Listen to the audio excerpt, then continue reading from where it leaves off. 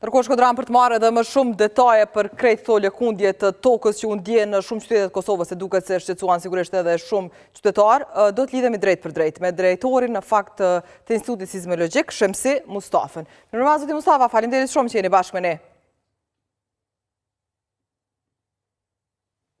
Zoti Mustafa? Atër duket se kemi pak të lashe, nuk po arri që ta dëgjoj zotin Mustafa, do të provojmë edhe njerë të rilidhëm me Shemsi Mustafën nga Instituti Sismologjik i Kosovës. Zotin Mustafa? Se kisha pak të lashe, nuk po ju dëgjoja, faleminderit shumë që jeni bashkë me ne sonte në edicionin special.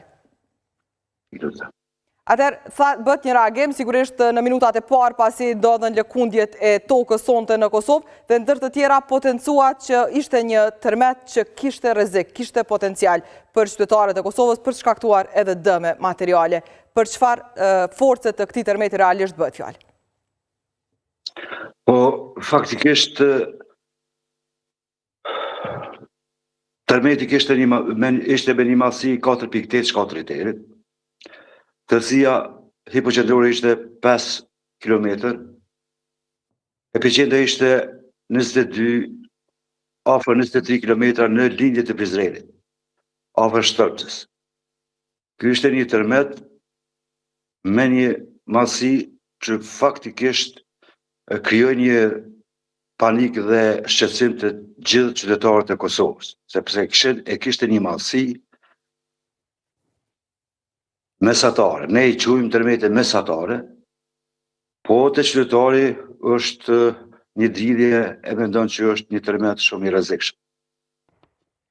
Megjithatë, ky tërmet tregon që është zonë sismike ajo zonë. Pra dihet mirë që zona e Prizrenit dhe që lidhet me masivin e Sharit apo bjeshkët e Sharit është zonë sismike. Në të kaluarën ka gjeneruar tërmete, gjeneron tërmete dhe në të ardhmen mund të gjeneron tërmete dhe të fuqishme të madhe. Dihet mirë që Prizreni Duket se kemi të lashe teknike, kemi humbur linjen me Shemsi Mustafën nga Instituti Sismik i Kosovës, i cili po sqaronte sigurisht dhe po jepte detajet e fundit për matjet që kanë bërë për këto lëkundje të tokës që shqetësuan shumë qytetar sonte në Kosovë. Do të provojmë të rilidhemi sërish me të, derisa ta kemi edhe njerë zoti Mustafa, i cili veç po tregonte për sigurisht forcën e këtij tërmeti, por edhe për epicendrën e tij dhe po e sqaronte se ky tërmet edhe një herë ka dëshmuar se Prizreni dhe zona përreth tij vazhdojnë të jenë zona sismike më aktive në Kosovë për të patur rrezik për tërmete dhe lëkundje të tilla të tokës, derisa ta kemi zoti Mustafën, po shpresoj që mund ta rikthejmë shumë shpejt në linjë. Atëherë zoti Mustafa, kishim një shkëputje të linjës, po e sqaronit pjesën e forcisë së këtij tërmeti dhe për pjesën sismike të zonës së Prizrenit. Edhe një herë se dëgjova. Vazhdojeni pjesën ku ishe duke sqaruar pa të lashe, sepse kishim një shkëputje në komunikacion. Sipas katalogut që drejt Prizreni në të kaluarën është godit me një tërmet të fuqisë 6.048 dhe kjo tregon që është zonë sismike. Pra, faktikisht ne duhet dhe të gjithë qytetarët duhet të kenë informatën që territori i Kosovës është zonë sismike. Kurse janë disa zona që mund të goditen me tërmete më të fuqishme, kurse disa zona janë që mund të goditen me tërmete me intensitet më të ulët. Dhe bazuar në hartën e rrezikut sismik, pra që është me 6 periudha përsëritse, faktikisht tregon 3 zonat që mund të goditen me tërmete me magnitudë maksimale 6.5 shkatëriterit.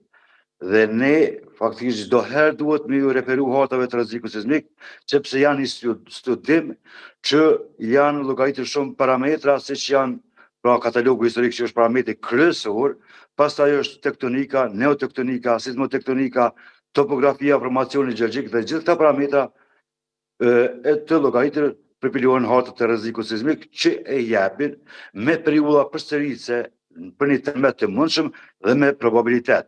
Dhe faktikisht bazuar në hartën e rrezikut sismik me probabilitet 72.6% mund të goditet Kosova në periudhën përsëritse 100 vite me një magnitudë 6.5 shkatëriterit. Dhe kjo informat duhet me qenë informat që duhet ta dinë të gjithë qytetarët e Kosovës, sepse Jemi zonë sismike, nuk jemi zonë e lartë sismike, si që janë vende, disa vende të rajonit, si që është Shqipëria, një pjesë e Maqedonisë, Greqia, Italia, por jemi zonë sismike. E qartë. Ndërkohë, ndëruar, me qenë se pati një lëkundje që unë dije më shumë, a ka rrezik që të ketë përsëritje, apo tashmë, si me thënë, është qetësuar pra edhe toka dhe nuk pritet? Këto dridhje me këtë madhësi, si që ndodhi tani, mund të përcillen me pas goditje, por me intensitet më të ulët. Pas goditje mundet me pas një javë, 2 javë, 3 javë, ndoshta edhe një muj, po me një intensitet më të ulët. Kështu që nuk ka vend për panik apo për shqetësim. E qartë, Zoti Mustafa, ju falenderojmë shumë për këtë inkuadrim të drejtë për drejtë, për gjithë të sqarime që keni bërë, por edhe që keni treguar se nuk duhet që të kenë panik qytetarët e Kosovës. Ju falenderoj shumë. Faleminderit qofshi. Natën e mirë, ndërkohë Lirika, pra ishim duke raportuar drejt për drejtin nga disa prej komunave, pra thamë se Tremeti është ndjerë më shumë në vijën kufitare në mes të Kosovës e Maqedonisë, pra në pjesën territore në mes të Shtrpsës dhe të Prizrenit, lëkundjet ishin ndjerë fort edhe në Ferizaj.